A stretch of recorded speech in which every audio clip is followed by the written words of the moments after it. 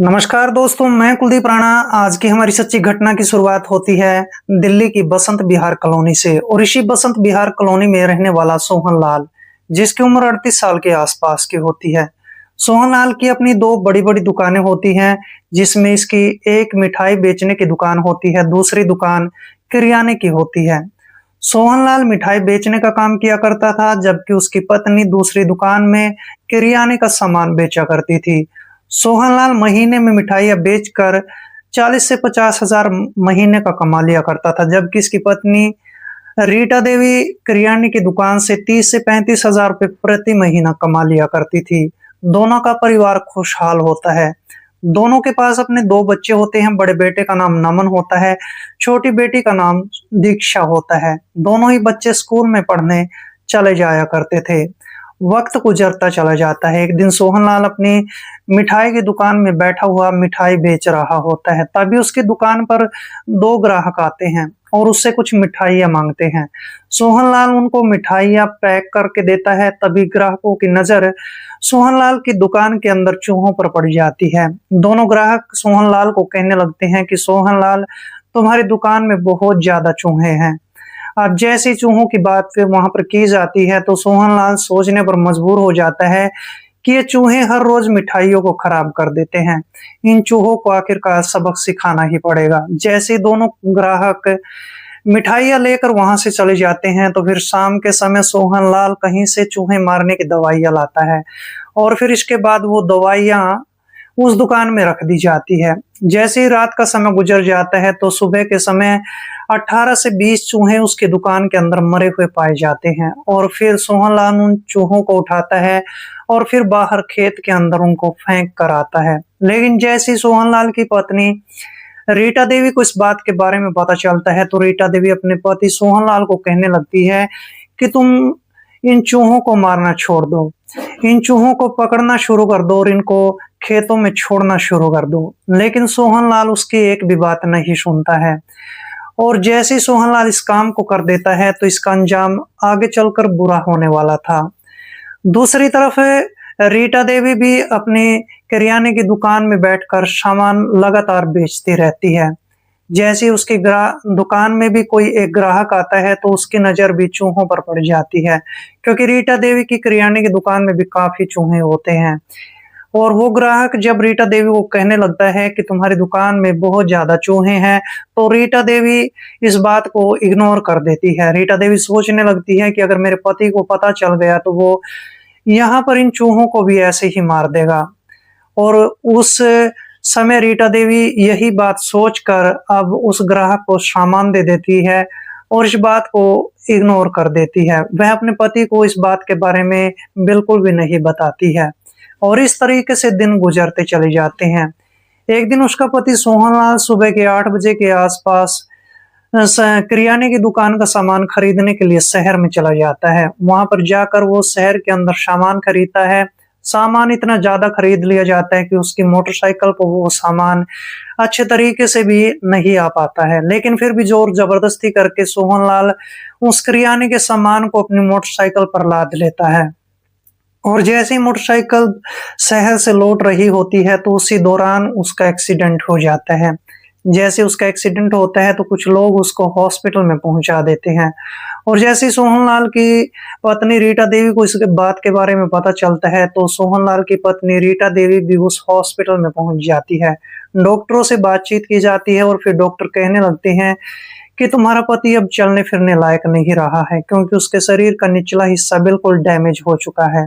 इस बात से सोहनलाल की पत्नी को बहुत बुरा गहरा सदमा लगता है। फिर भी उसकी पत्नी अपने आप को संभालती है और 20 दिन के बाद डॉक्टर अब सोहनलाल को हॉस्पिटल से डिस्चार्ज कर देते हैं और इसके बाद सोहनलाल की पत्नी रीटा देवी अपने पति को लेकर अपने घर पर आ जाती है और दिन भर अपने पति की सेवा करना शुरू कर देती है।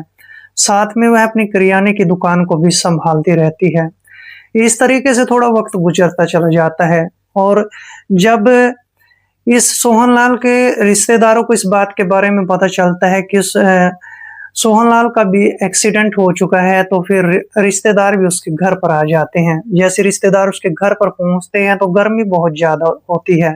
रिश्तेदार अब सोहनलाल को कहने लगते हैं कि तुम्हारे घर में केवल पंखा ही चलता है, तुम क्यों ना अपने घर में एसी लगवा लो। तुम पति पत्नी अच्छे खासे पैसे कमाते हो, फिर उन पैसों का बनने वाला क्या है। इस तरह से सोहनलाल को ये बात खटक जाती है और इसके बाद जैसे रिश्तेदार घर से लौट जाते हैं तो उसी दिन जो सोहनलाल होता है अपने घर में एसी लगवा लेता है। और इस तरीके से दिन गुजरते चले जाते हैं। 12 जुलाई 2025 का दिन आ जाता है। सुबह के 8 बजे के आसपास रीटा देवी सज सवर कर अपनी दुकान पर बैठ जाती है। दिन भर ग्राहक आते रहते हैं और रीटा देवी अपनी करियाने की दुकान का सामान बेचती रहती है। आज उसकी अच्छी खासी सेल हो चुकी होती है, लेकिन आज रीटा देवी नहीं जानती थी कि उसके परिवार के साथ आज क्या होने वाला है। इस तरह से लगभग शाम हो जाती है।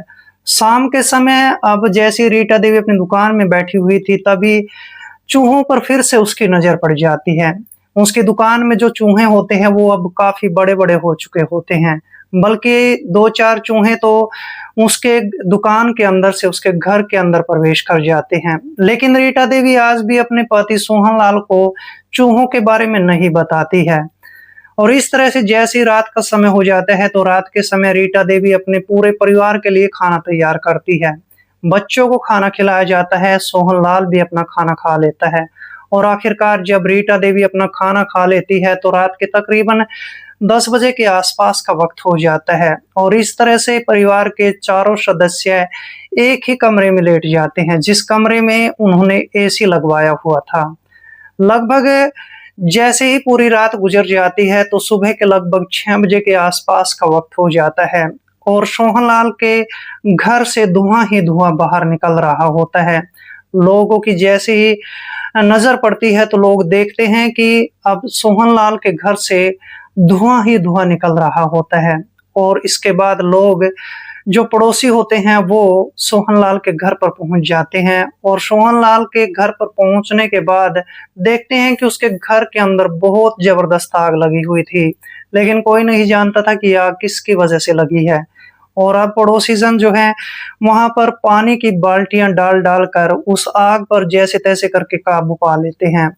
लेकिन जैसे 1 घंटे का वक्त गुजर जाता है तो पड़ोसी जन फिर नजदीकी पुलिस स्टेशन में फोन कॉल करते हैं और पुलिस को मौके पर बुला लेते हैं। पुलिस जैसे ही सोहनलाल के घर के अंदर प्रवेश करती है तो पूरे कमरे की तलाशी लेना शुरू कर देती है कि आखिरकार इनके घर के अंदर आग कैसे लगी है। तभी पुलिस की नजर एसी पर पड़ जाती है और एसी की भी अच्छे तरीके से छानबीन शुरू कर दी जाती है।